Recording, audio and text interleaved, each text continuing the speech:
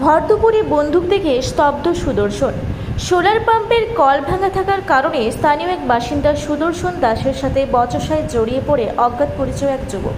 বেশ কিছুক্ষণ বচসা চলে, হঠাৎ ওই যুবক পকেট থেকে একটি বন্দুক বের করে ভয় দেখানোর চেষ্টা করে বলে অভিযোগ করেন সুদর্শন দাস। ঘটনাটি ঘটে শনিবার দুপুর 12:30 নাগাদ বড়বাজার ব্লকের বামুনডিয়া হাটতলা এলাকায়। বন্দুক থেকে স্তব্ধ হয়ে যায় সুদর্শন। বিষয়টি জানাজানি হতেই এলাকা থেকে পালিয়ে যায় ওই যুবক। সুদর্শন দাস বিষয়টি বামুনডিয়া কর্তব্যরত সিভিক ভলেন্টিয়ারকে জানায়।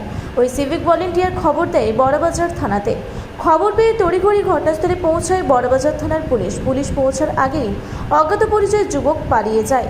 তবে এই বিষয়ে থানাতে কোনো লিখিত অভিযোগ হয়নি বলে জানান পুলিশ সূত্রে খবর, ওই দিন এলাকা থেকে দুজন সন্দেহভাজন ব্যক্তিকে নিয়ে আসা হয় বড়বাজার থানাতে।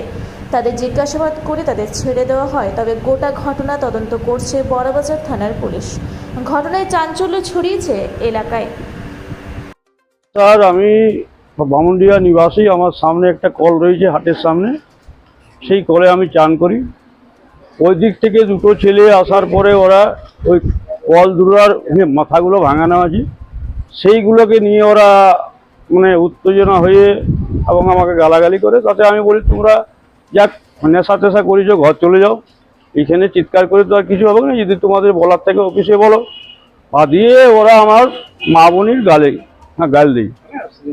হ্যাঁ, তো মা বোনির যখন গাল দিই স্যার, তখন আমি বলি যে, এরে বাবু, তোদের ঘর কোথায়, আর তোরা এরকম ভাষা বলছিস কেন?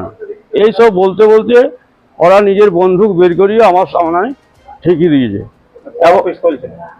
না, কাটা বন্দুক ছিল এবং গুলি ঢুকিয়েছে, এক আঙ্গুলের মতো সেই গুলিটা ছিল, বা সেই গুলি ঢুকিয়ে তার সাথে কথা কর দিয়ে স্যার ওই আমি গুলি দেখে আমি পিছনে হেঁটে গেলাম। ও ছেলে তো পালিয়ে গেছে। ওর সাথে যে দুজন ছিল সামনে একটা গ্যাস দোকানে, ওরাকে আমি জিজ্ঞাসা করলাম, বলি, আরে ভাই, ও ছেলেটার বাড়ি কোথায়? তো বলছে, না, ওর সাথে লেগো না, ওরা এরকমই লোক, ওদের সাথে পারবে নি। দিয়ে আমি চলে যাই। তারপরে আমার সাথে একটা সিভিকের দেখা হয়। আমি সিভিককে খবর করি, সিভিক বাবু ওই থানাতে কল করে, থানার থেকে তদন্ত চলছে। একটাই ছিল। আর কজন ছিল ওরা?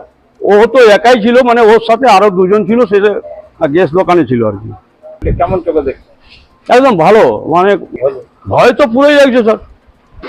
আর সামনে যদি কেউ বন্দুকের মধ্যে গুলি ঢুকিয়ে, হ্যাঁ, আর যেটা আজ তো আমরা জীবনে দেখিনি, সেই জিনিসটাই আমরা দেখতে পাচ্ছি।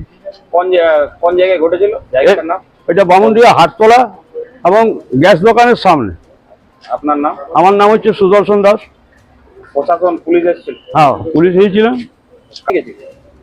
খবর পেয়েছি, দুজনকে তুলে নিয়ে গেছে। আমরা সেটাই বলবো, যেন আমরা ভালোভাবে থাকতে চাই এবং প্রশাসন সেই জিনিসটাকে তদন্ত করে এবং সেগুলোকে যেন বন্ধ থাকে।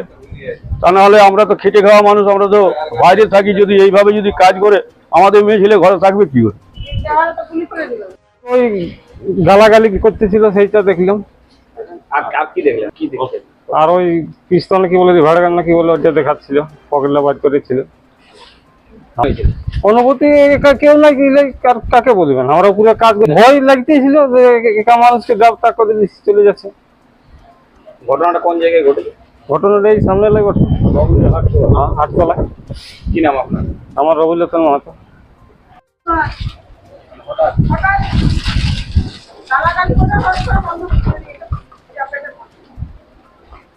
আমরা তো বাড়িতে আছি, আমরা তো জানিও না।